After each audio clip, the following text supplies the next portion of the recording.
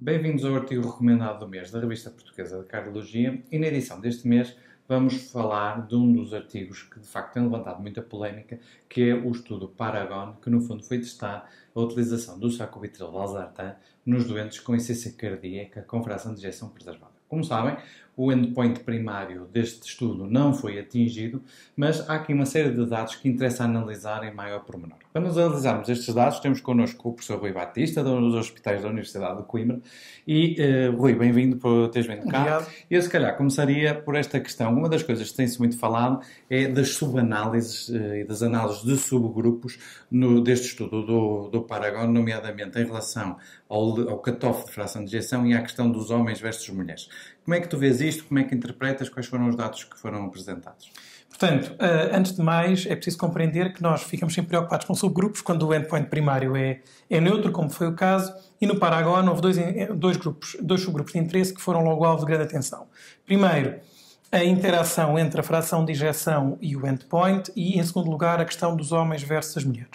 Relativamente à questão da fração de ejeção, portanto, é notório que quanto mais se aproxima a fração de ejeção do que nós comumente chamamos fração de ejeção reduzida, maior a estimativa do efeito e vai se tornando progressivamente estatisticamente significativa à medida que nos vamos aproximando dos 45%.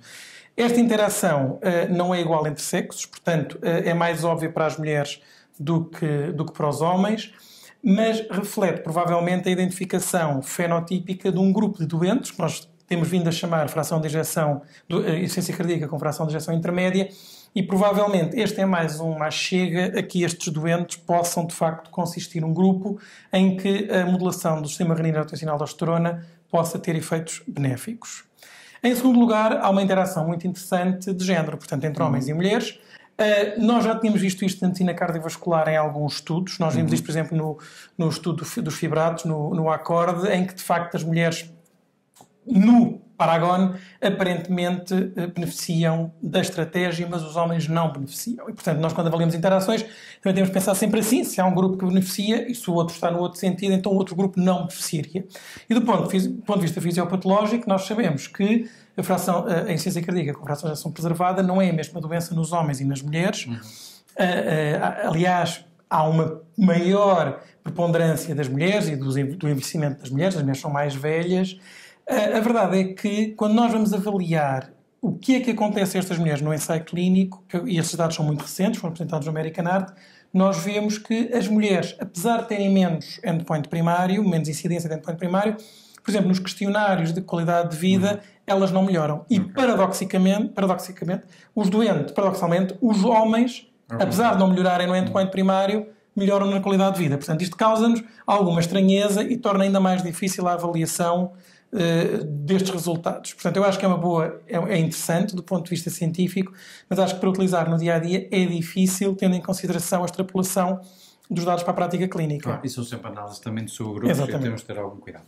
Há aqui dois ou três detalhes do ensaio que eu gostaria que comentasses rapidamente, que é a questão do cutoff de inclusão de fração de ejeção neste estudo e a questão de usar ou não um comparador que não é o placebo, é o valsartan. Rapidamente, aqui o limiar inferior de fração de ejeção foi 45%. Nós não consideramos classicamente que isto seja fração de ejeção preservada, portanto, isto é intermédia. No fundo, os investigadores quiseram enriquecer a amostra com uma população que claramente teria mais eventos e seria uma população, entre aspas, mais doente, mas a verdade é que, em termos de validade externa, para a população do que chamamos preservada, limita. Por outro lado, dá-nos um bocadinho de evidência para a população de fração de ejeção intermédia. E aí, de facto, eu acho que essa é uma das maiores mais-valias deste ensaio clínico, é que nos dá dados relativamente a esta zona cinzenta. Relativamente ao comparador, é preciso compreender que aqui não houve um verdadeiro placebo. Os investigadores utilizaram valsartan como comparador, que não é uma estratégia standard para tratar estes doentes. E isto é interessante porque isto já vinha sendo visto no Charm Preserved, é que, de facto, provavelmente há um papel para usar a 2 no tratamento dos doentes com insuficiência cardíaca e fração de ejeção preservada. Pelo menos até ali aos 50%. Seguramente. Para saber esses dados. Então, para terminar, como é que tu tratarias hoje em dia, em 2020, a ICC cardíaca com fração de ejeção preservada. Portanto, se o doente estiver entre 40% e 50% de fração de ejeção, nomeadamente se for coronário, claramente este doente tem indicação para estar medicado como se tivesse fração de ejeção inferior a 40% e provavelmente alguns desses doentes serão candidatos a sacubitril/valsartan.